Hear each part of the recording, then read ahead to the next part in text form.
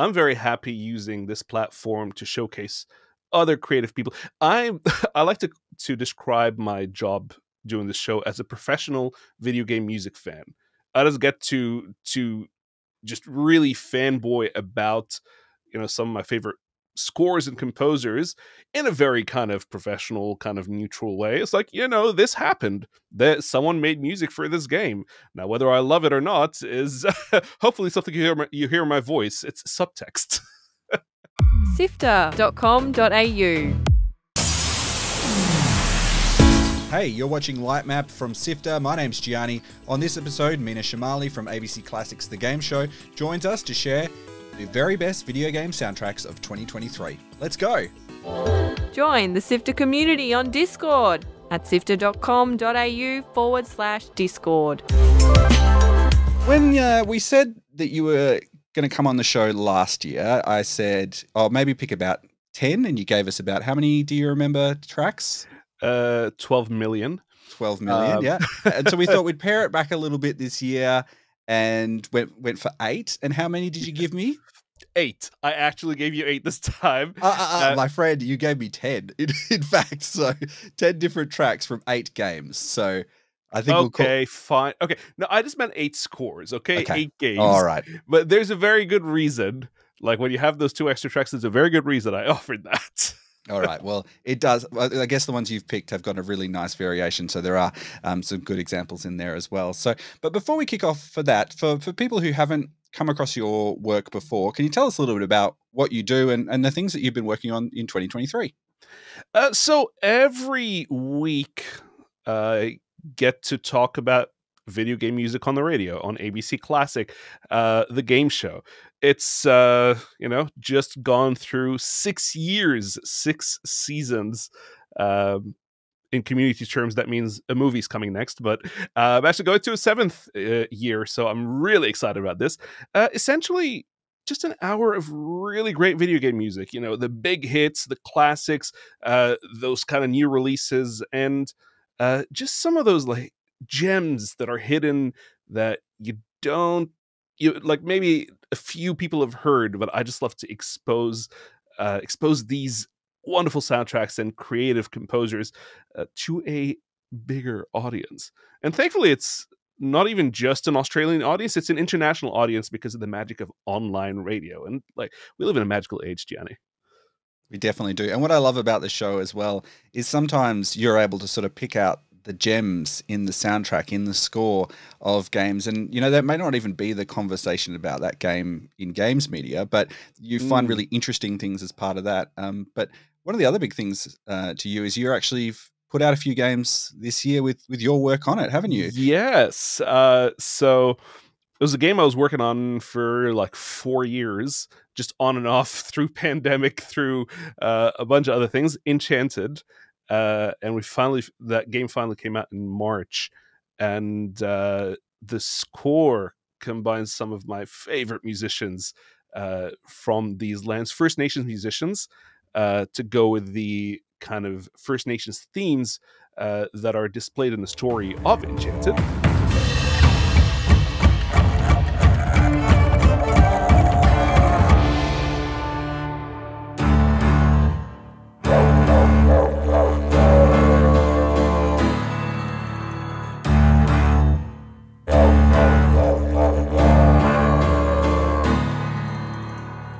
Laura Briggs-Patterson playing double bass, electric bass, percussion, and Bilma, clapsticks. Kieran and Ironfield playing Yidaki, also the name of the didgeridoo. And Eric Avery playing violin. And Eric Avery was one of those kind of dream castings for me, dream musical castings. It's like, oh, I really want to get that guy to play on the soundtrack. And then lo and behold, he did. It was amazing. And yeah, then I also worked with my wife and creative partner Natalie Jeffries on a soundtrack for a game called Every Hue of You. It's a visual novel, and just had a really kind of fun lo-fi chilled out vibe with a lot of really fun dynamic ideas. It's where jewelry is enchanted with emotions.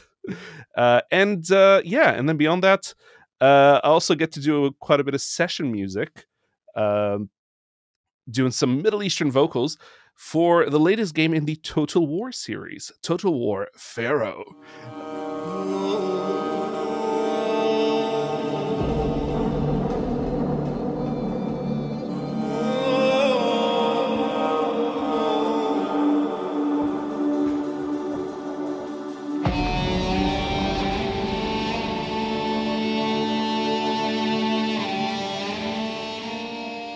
Composed by Ian Livingston and Ed Watkins, and I just basically got to sing throughout the whole score, with a lot of kind of Middle Eastern vowels and even some slight ancient Egyptian language. Which oh, really? Tell me more about that. It wasn't really much. It's not that much in the score, but every now and then, Ed Watkins, one of the two composers, just asked me to say, "Hey, can you do some kind of syllables as well as vowels, as well as these kind of like oohs and ahs?" I was like, well, this is, Pharaoh times. This is like old Pharaoh times. I'm going to find some ancient Egyptian poetry, ancient Egyptian prayers to pharaonic gods. And because I also come from the Coptic church, which uses the Coptic language, which was one of the ancient Egyptian languages. So I grew up kind of singing in that language as well. So I'd kind of like grab little bits that can feel relevant and can feel kind of universal to that era. And just kind of mix and match. And it's just a really fun kind of extra historical context that I felt very proud that I could bring. It's so cool when you can layer all these little pieces in, and then someone can listen to it at one level, and there's all these other different levels that can be enjoyed as people go through. But I'll tell you what, I'm going to play a little bit of Every Hue of You, because this soundtrack is definitely a vibe.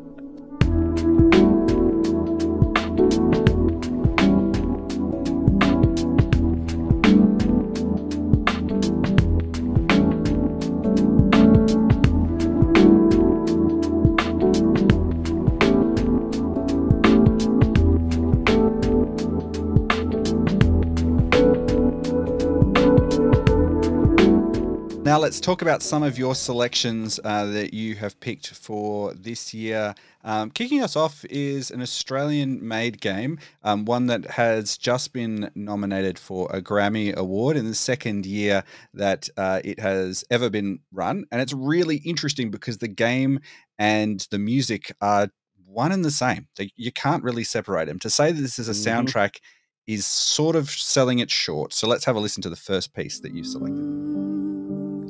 Like a boat lost at sea, though I'm about to rest, you still have your life ahead. I am drifting cold waters, no star to be seen. All things that lose their way can find it again. There is no inertia in the ocean. Incredible one. I just love that song. It kicks off really the whole game itself. It's one of the first pieces you see. Tell me a little bit about Adrift, which is Austin Wintory, and Montaigne, one of the opening songs of Stray Gods. Stray Gods, the role-playing musical. Basically, this whole score, it's really weird to call this whole score, this whole game, this whole experience, as you said, one and the same: music, gameplay, interactive score, just interactive storytelling. When you make a choice that affects the story, affects the song, affects the lyrics, affects the arrangement, the musicality, every part of it.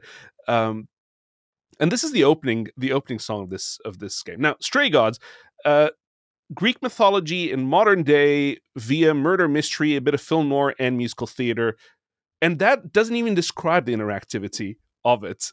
And this kind of setting the scene, Laura Bailey and Ashley Johnson duetting. That's beautiful. Two of the most renowned actresses in video games, and this sets the scene. Like it's a fixed point, but it presents you with the first choice of the game towards the end. And I don't know, this whole idea of just having a score in a game that has this massive choice system that wraps through, and that means it's infinitely replayable. Just it blows my mind. I remember when Austin Wintory was in town in September for this wonderful concert I got to present and host at Hamer Hall in Melbourne. It's called Indie Symphony, and it was put on by Orchestra Victoria, who performed throughout this whole score. Every time you hear a song and you hear strings in that song, that is Orchestra Victoria. If it's a score, if it's instrumental score, that's Nashville Scoring Orchestra, but Orchestra Victoria are always accompanying the vocalists beautifully. And so they put on this concert to celebrate indie video game music. And I remember Austin comes out, Austin and Tripod as well, who were the other songwriters on the rest of it, alongside Montaigne. And they come out, and I just, Austin, Tripod, I have one question for y'all. What the hell? Like, just what the hell? How did you conceive of something like this? It's ridiculous. But this duet, just with the heartfelt writing of Montaigne, and I love the fact that Austin Wintory always says, "Man, I want to write lyrics, but they just do not come out of me." So he collaborates with some fabulous lyricists to make it happen. And Montaigne, top choice. Yeah, incredible. What I think is really cool about Stray Gods is because it has such a dynamic, choice-based soundtrack. When you go through, the songs are actually changing as you're playing through them. Austin's actually described that in a lot of the YouTube playthrough, there's almost like a musical notation where the choices that people make are actually described in that. So you can choose either red, blue, or green, and things are kind of marked as R, B, G, depending on the choices throughout the song. It's really interesting that the way that has kind of been translated to, people to describe the choices, because every playthrough is completely different. So very, very interesting. And you've speaking of different, this song, that was sort of a beautiful ballady sort of song that we heard there, and you've got something pretty different as well from the same soundtrack. Tell me a little bit about this one. Yes. So Adrift features Montaigne. The other songwriters, as you mentioned, Tripod, one of Australia's, to me, premier comedy bands, but fantastic writers. It's so weird because comedy, I feel like comedy is one of the hardest things to do. It's maybe the thing that a lot of people attempt to do, but to actually pull it off, that is not an easy thing, and it requires such exacting standards when you're writing. And the standards don't come better for me than Tripod, who are fabulous musicians, fabulous writers. And this piece, Challenging a Queen, where Laura Bailey's Grace, the protagonist, faces off with Persephone in her underground nightclub.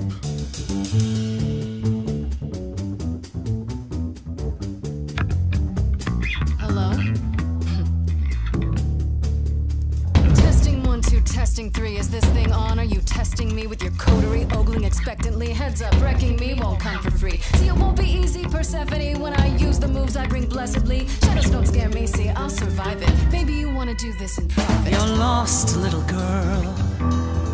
You're wasting our time now. The gall of a squeaking mouse in a lion's den. But that feels very musical theater, like like you feel like you're on the stage with them in a way. Yeah, and what I love about this is every one of those choices, the red being the aggressive, the green being the charming, and the blue being the clever, every one of those choices comes with a kind of signature instrument. So what you heard there, the electric bass being played by Alex Bocala, who also he also wrote the actual music you hear in the nightclub in Hell. He plays the electric bass, and he does a mean funky bass. If you've ever seen funk bass covers of video game scores on YouTube, this is the guy who does them. And just Austin brings him along to represent the kick-ass choices. So if you choose the charming choice, the green path, that's Niall Wilson playing the harp. She's also known as Harpsona. And if you choose the clever path, you hear Andy Leonard on the clarinet. And it's an entire change of vibe, an entire change of instrument, change of key as well. and change of chord progression, everything that happens. And even here, you hear Grace start to rap and just take on a very different choice, which is really fun. And, you know, Tripod, this and many others just delivering on such a great level. And I knew the minute this game came out, this whole score, the minute I listened through the whole thing, I was like, yeah, this is going to definitely be nominated for a Grammy. The bones of it feel like a role-playing game that you would have played, you know, a BioWare style role-playing game. But you know, that's okay if you've got different lines to deliver. But when you're talking about all the different elements of that all being pieced together and those choices building up over time to different conclusions throughout the way through, it's like something, honestly, one of the most unique games that I've seen this year. Probably one of the most unique games I've seen for a really long time. It is beautiful. It is just absolutely beautiful. And just, yeah, like the ambition is astounding. And this is what I love about video games, is that we have seen nothing yet in this medium. As far as we've advanced, we've seen nothing yet. And this is a soundtrack that makes me excited about the future of video games. All right, well, from Australia, let's head over to New Caledonia with your next selection for 2023.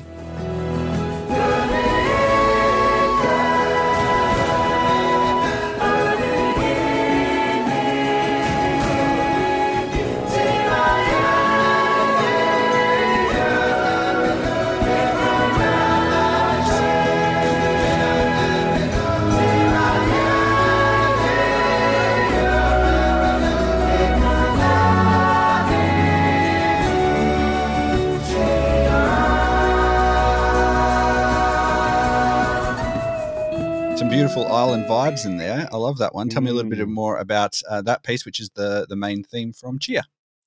Yeah, that main theme from TCHIA, that's just a representation of this entire experience.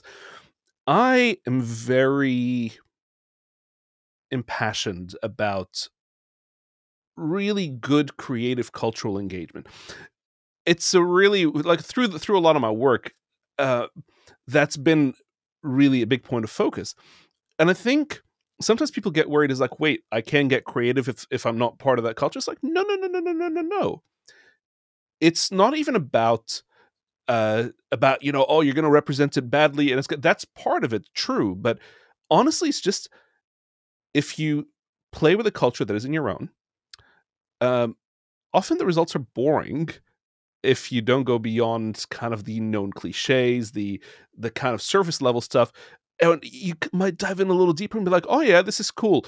But when you dive in really deep, I think it always shows.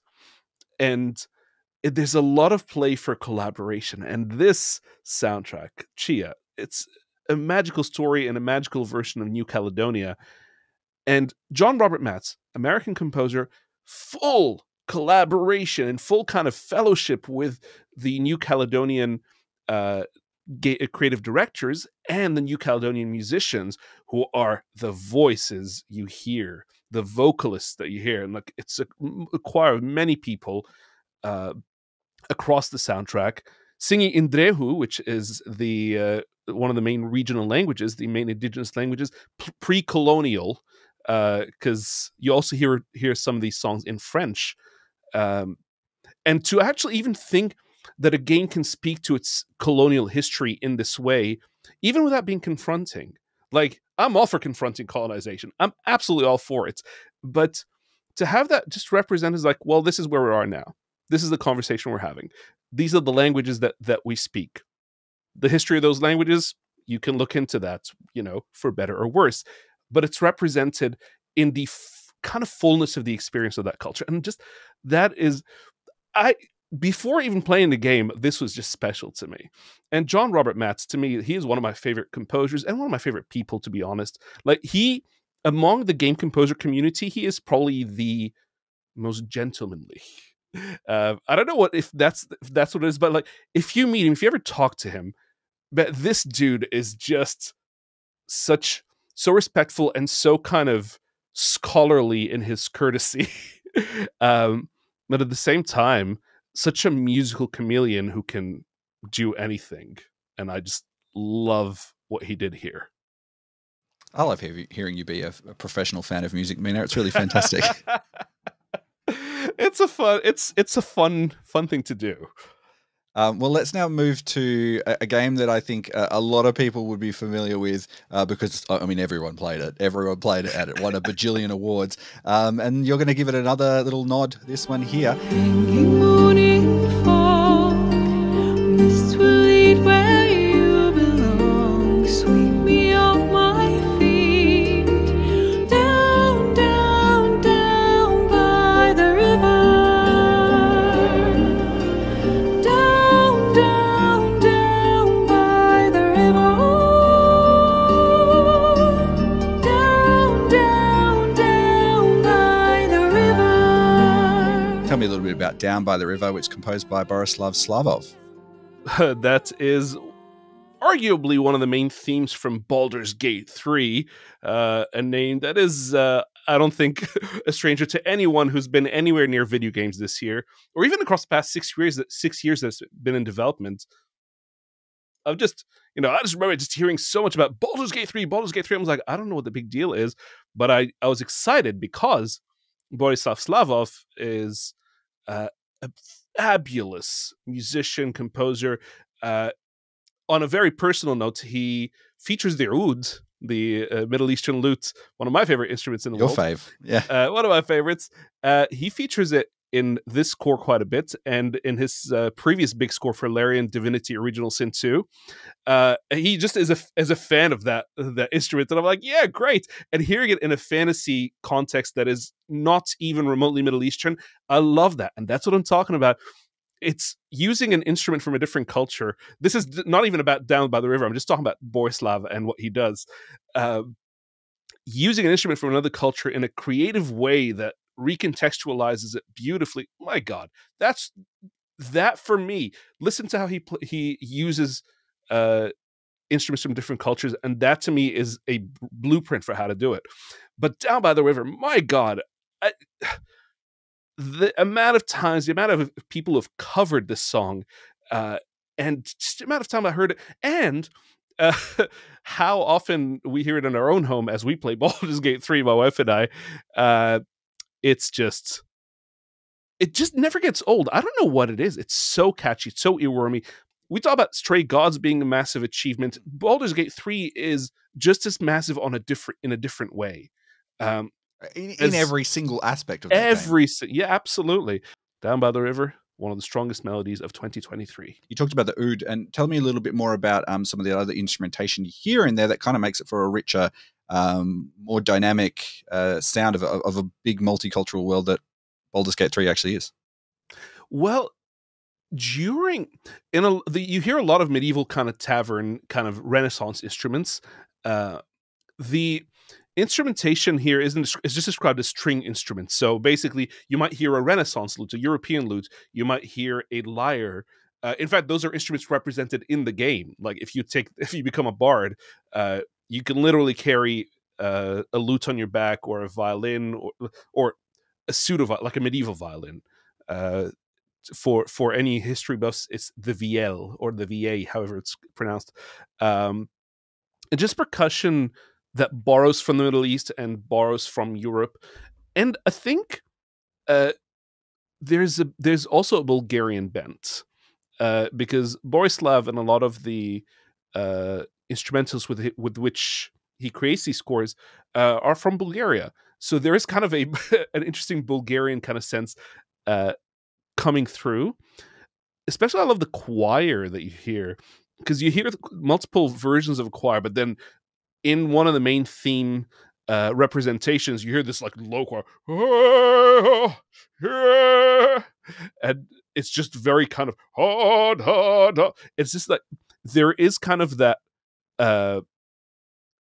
It's a bit different to what you'd usually hear in a medieval kind of context, kind of reminiscent of the kind of those low male choirs in Lord of the Rings, but it still has its own flavor.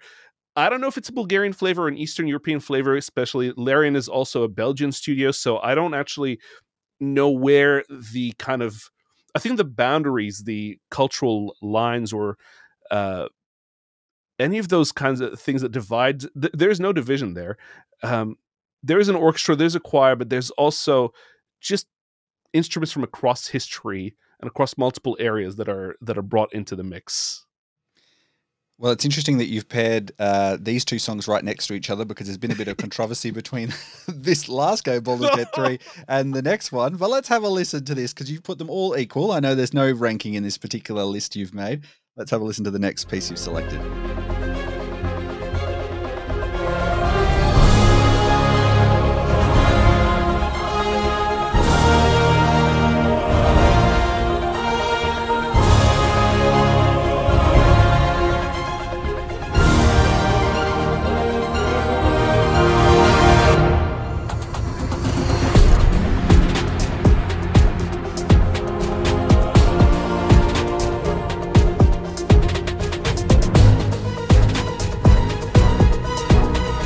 Bit of Miles at the end there, a bit of Peter at the beginning. You can definitely tell. Tell me a little bit about the piece you picked from Marvel's Spider-Man 2, which came out this year.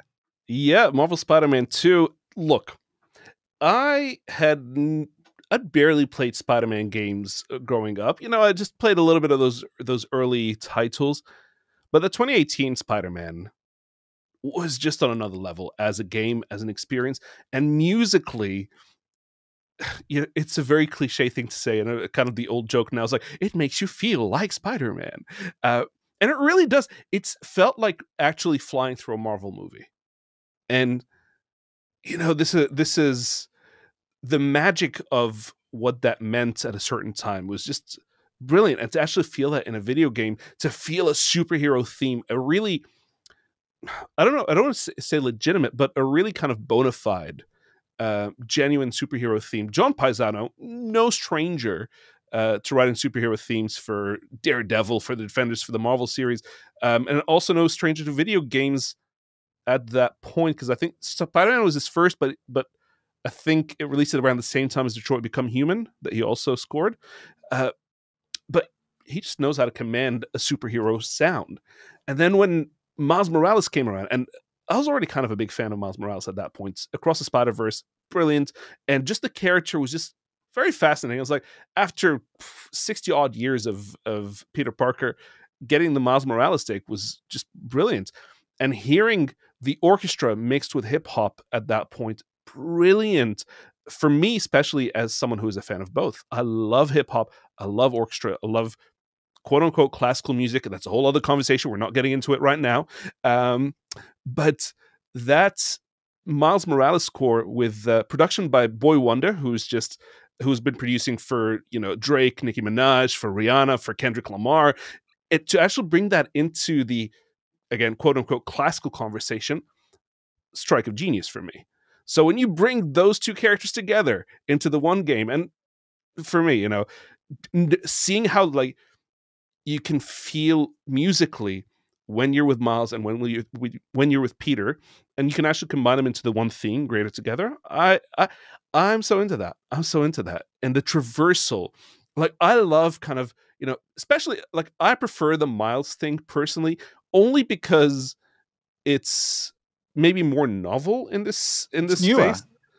Maybe, but it's just like, because I love hearing a really good electronic drum kit or just electronic percussion mixed with traditionally acoustic sounds.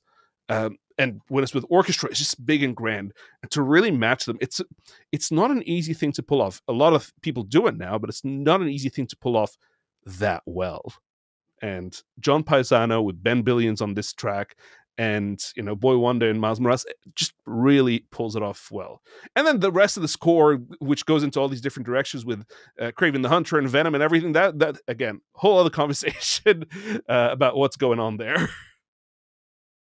There's a scale of the Spider-Man games, which I think is, you know, really captured in the sound, isn't it? It just, you know, you're a small little person flicking around the buildings in New York, but it just feels massive and you feel like a massive ideal. And I think that's one of the things that I really think about.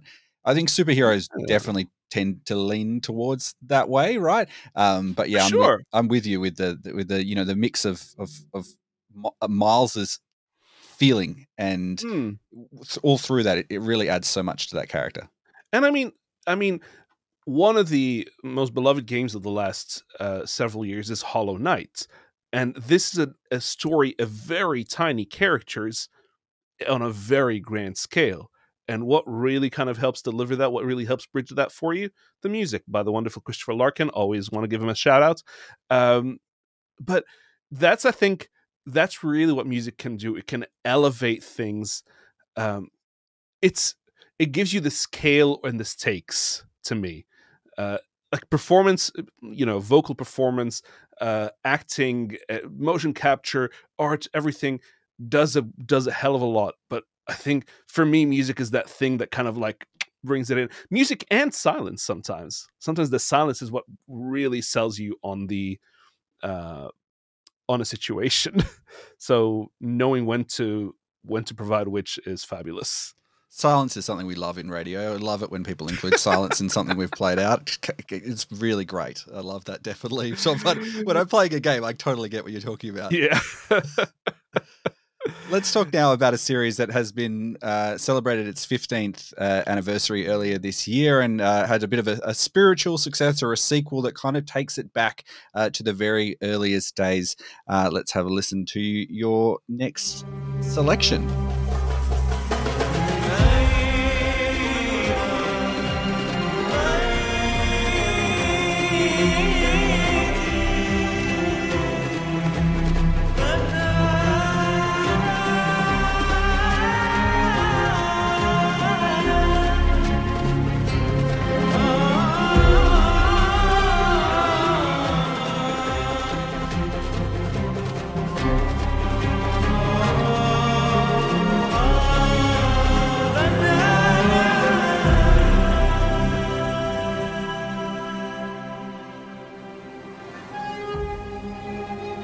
So much about setting the vibe, isn't it, when you're in a game, in a world, when you're visiting that place. Tell me a little bit about that which is the Mirage theme from Assassin's Creed Mirage, which actually one of my favorite games of this year. Really enjoyed it because it was nice and short and just did what it was supposed to do. Maybe it's no Baldur's Gate, I can tell you that, definitely. Look, I love a short game. Personally, this is just the very side notes. This is like, I love it. I don't care about a game that goes on for long if it feels like it had to go on for that long. If a game feels padded out, I get frustrated. It's like, no, you could have just skipped this, or you made all these side missions quote unquote optional, but it's like, no, but everything's going to be harder if you don't. Come on, I get it, but sometimes when you've been at this for a while, you can see when a developer is really, or a publisher, I don't know who's at fault there, but when they said, oh no, we need to make it longer, we need to make it 60, you don't need to make it 60 hours. 10, 20 hours, I promise you, is actually more than enough to tell your story. Now, surprise, surprise, I picked Assassin's Creed. And you performed in this one as well, did you, Meena? Did you sing in this one? I will not lie, I tried. I did reach out to see if I could. I was too late. But the wonderful vocalist you hear is Laith Sadiq, who is the artistic director of the New York Arabic Orchestra, who also feature across this soundtrack. And the composer, Brendan Angelidis, his first video game is this. He's usually a composer for film and TV. And this is his first attempt at a video game, and he's done such a brilliant job. And again, this speaks to cultural engagement within a video game, especially through the music. Like, this man, Brendan Angelidis, is not a Middle Eastern musician. I don't know what his experience is with Middle Eastern music, but the way he brings in his collaborators and co-composers, he lists them as co-composers on the tracks where they actually create their own parts.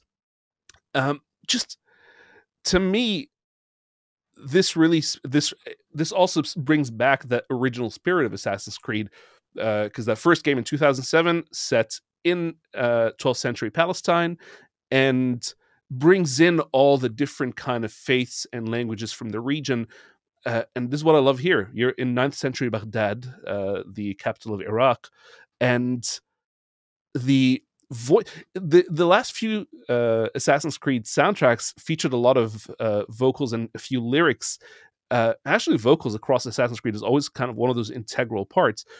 But in Assassin's Creed Valhalla, you hear these Nordic vocals by Einar Selvik from Vardruna, the modern Nordic traditional band.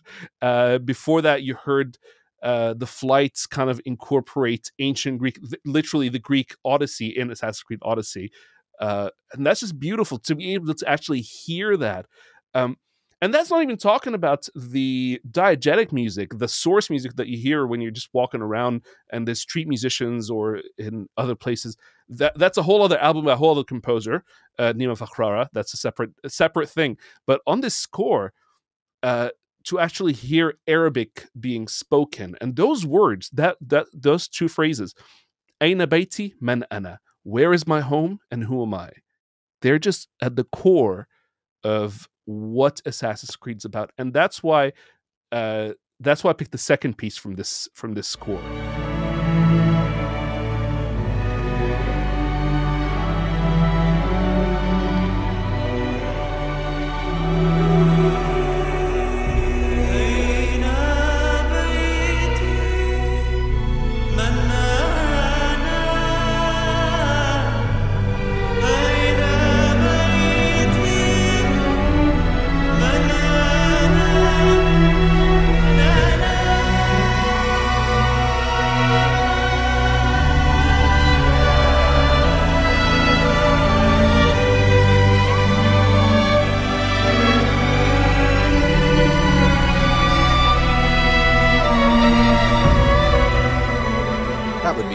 Some people, but a slightly different version of that than we have heard in the past. Tell me a little bit about that one.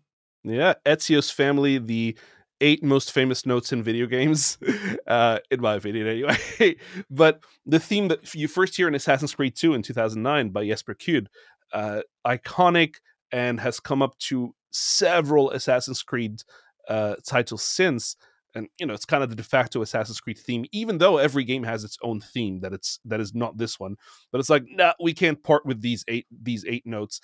But this is the first time, as far as I'm aware, I don't think there's ever been lyrics to it.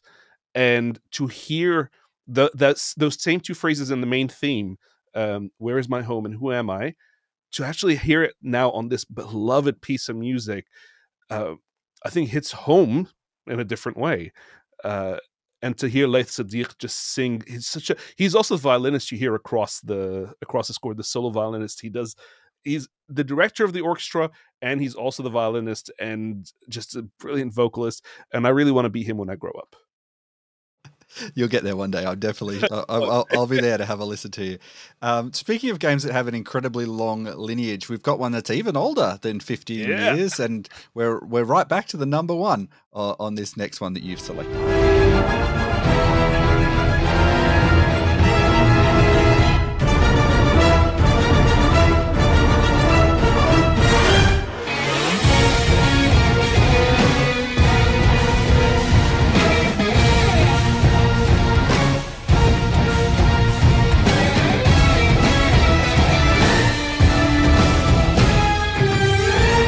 Told your mum you were playing Mortal Kombat back in the 90s, she probably would have said, get that out of my house. I don't want you to touch that.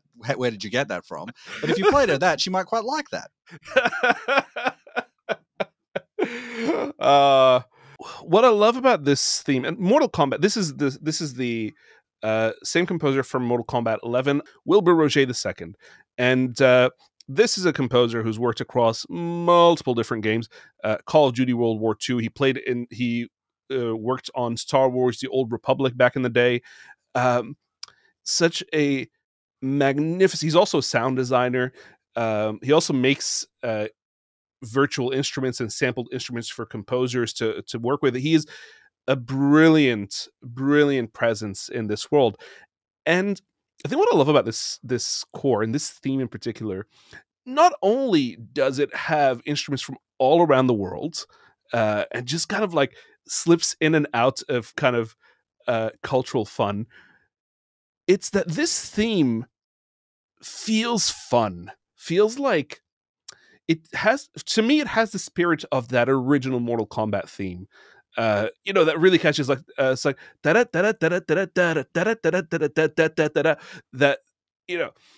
something about this theme being is just like da da da da da da da. This like it's a very memorable, very singular melody. He's not going to try to give you something. So he's not giving you John Williams. He is giving you Mortal Kombat. Yeah, I don't know what it is. I don't know what it is. It's Mortal Kombat on a massive scale. Well, it's just cool to look at all the instruments listed out in front of me. All of these different. We've got oud. We've got in there. We've got pipa. What's a pipa or piper? It's a Chinese instrument, sort of like a Chinese lute, but that's a very reductionist. Okay. A stringed instrument of some kind. Yes. Yeah. Taiko drums as well. You know, we've got lots of other really cool things. There's also, I think, something that I couldn't find in the credits, but you see in the behind the scenes video, someone's playing an erhu, which is a Chinese fiddle. And also the composer himself, he loves to get his hands dirty with instruments. He bows his electric bass guitar as if it were like an upright bass. But it's such a move when people do that, don't you reckon? It's fabulous. It's so fabulous. It's just very beautiful and aggressive along with the orchestra. But he also plays the electric guitar that you hear in that statement of the melody. It's phenomenal. You can just imagine the spines being ripped out as you're listening to that particular piece of music. Haven't we come such a long way? Haven't we come such a long way? I've definitely noticed a bit of a theme this year, Meena. There's definitely some beautiful vocals all the way through everything that you've selected. And this next one is no exception.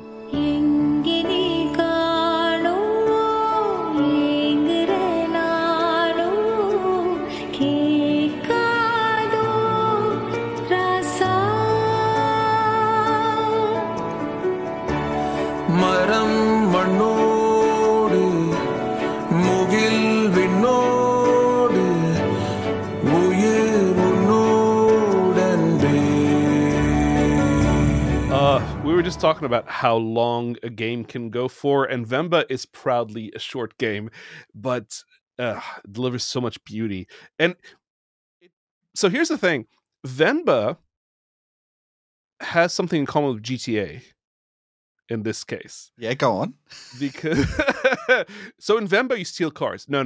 In VENBA, as in GTA, most of the music actually comes through the radio. Oh, really? The story of VENBA crosses multiple decades of this kind of migrant family and how it's a story being told through food. But as you're cooking, as you're putting the food together and kind of piecing together these recipes from the remains of those recipes that were handed down to you, you're going through different decades. And so the composer, Alpha something, that's the name. That's literally the name, Alpha something. You didn't forget it. No, I didn't forget. Yeah, and I love that. I have to clarify that. It's like That Game Company. Yeah. It's literally called That Game Company. But no, Alpha something crafts these pieces of music that you hear on the radio as you're cooking that are inspired by different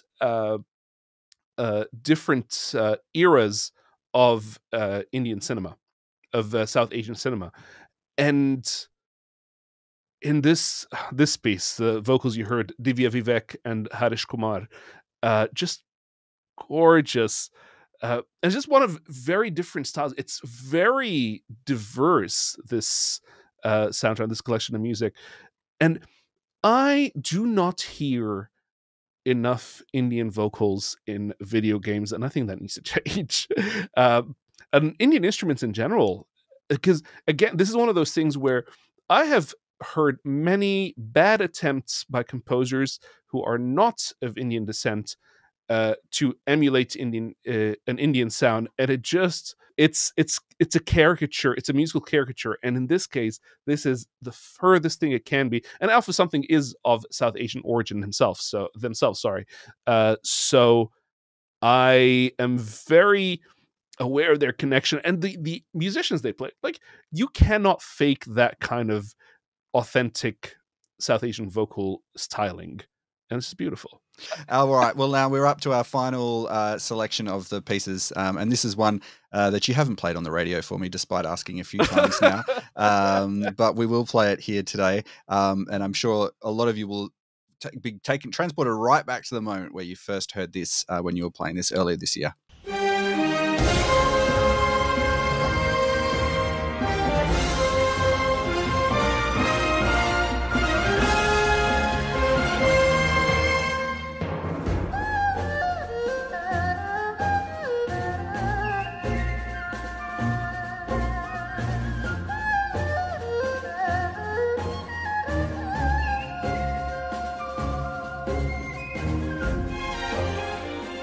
how do you follow up a game like Breath of the Wild, which was incredible, with Tears of the Kingdom and just knock it out of the park? I don't know what it is about Nintendo. There's some Nintendo magic that happens.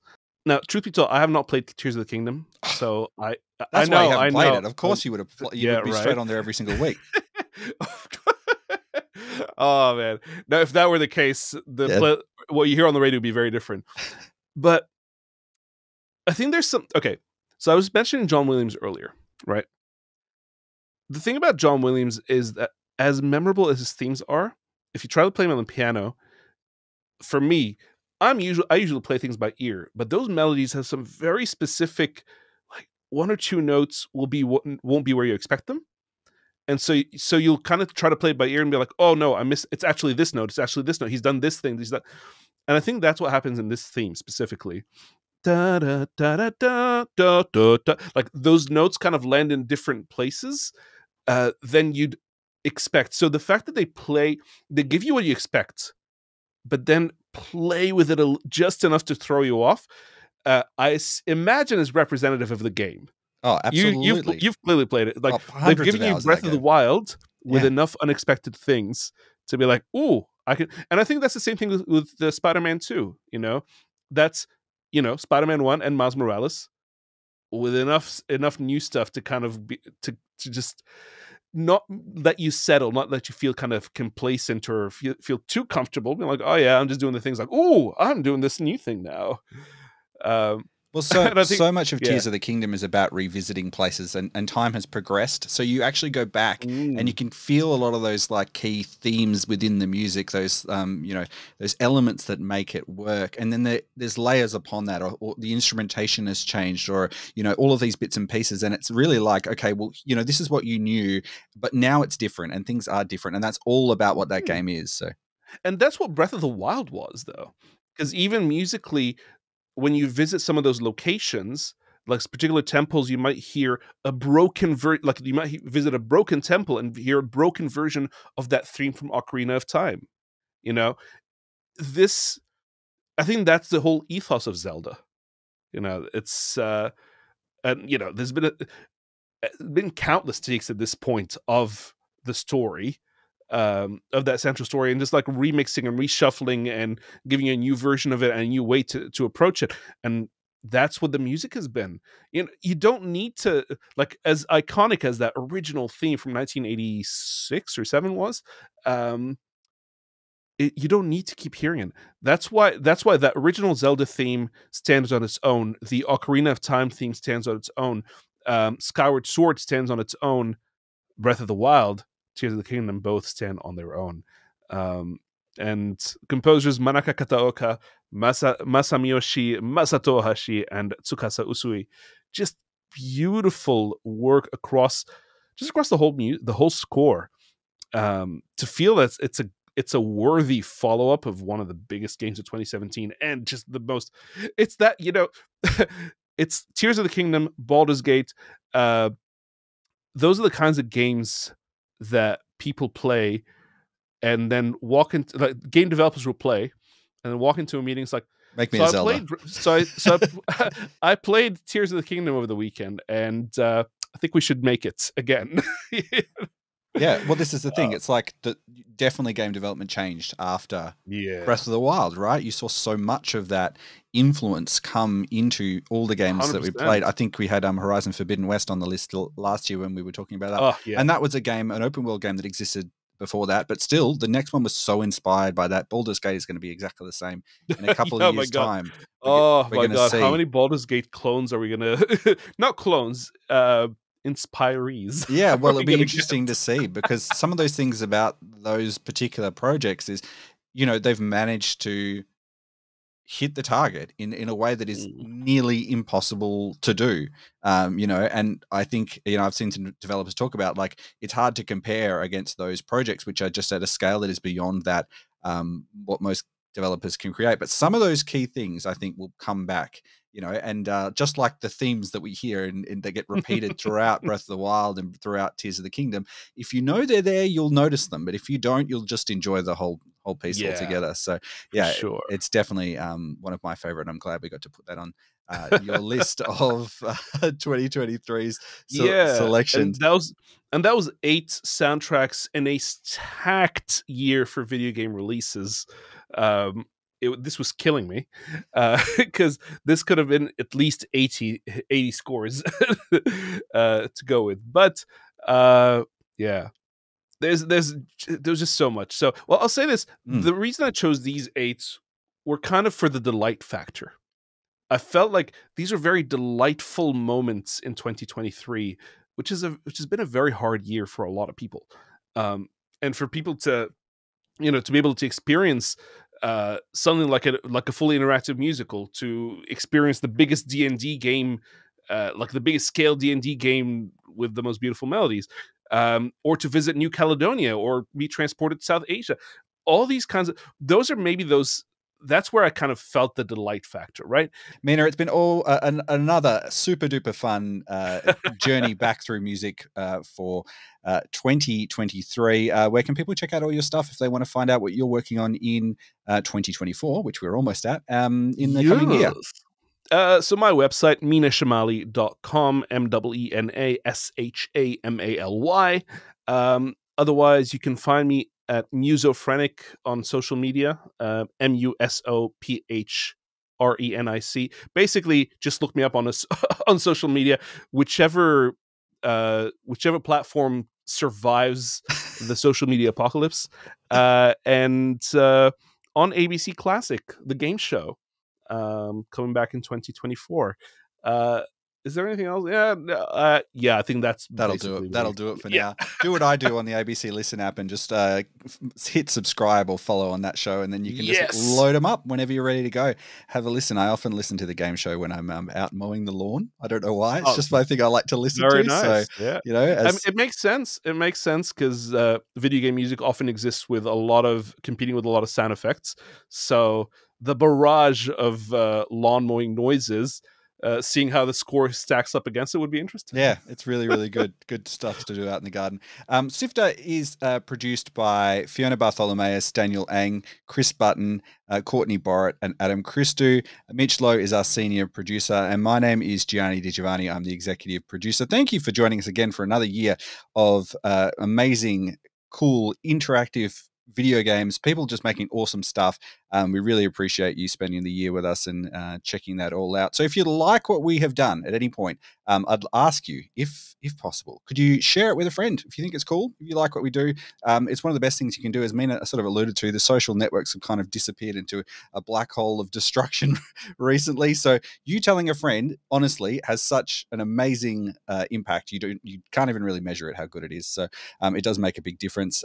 Join us on all the socials. We are there at Sifter HQ. If you would like to follow us, we do post everything there, or come join us on Discord as well and talk about the cool things you're playing, the cool things you're listening to. That's sifter.com.au/Discord. I just want to let you know we've got a few cool things coming for you over the little Christmas and holiday break. We've got an extended interview with the team at Stray Gods, Austin Wintry, Tripod, and Montaigne, as well as Liam Esler. Join me for a long conversation about that. That one's just exclusive to podcast listeners. You just have to listen to that one on your podcast player on your phone, most likely. We've also going to have our Games of the Year for 2023 over on Drop Rate, our review podcast, and heaps of other cool stuff as well. So keep an eye out that we will post all of that on our website, sifter.com.au, and we will see you on the other side of the new year. Until next time, have fun.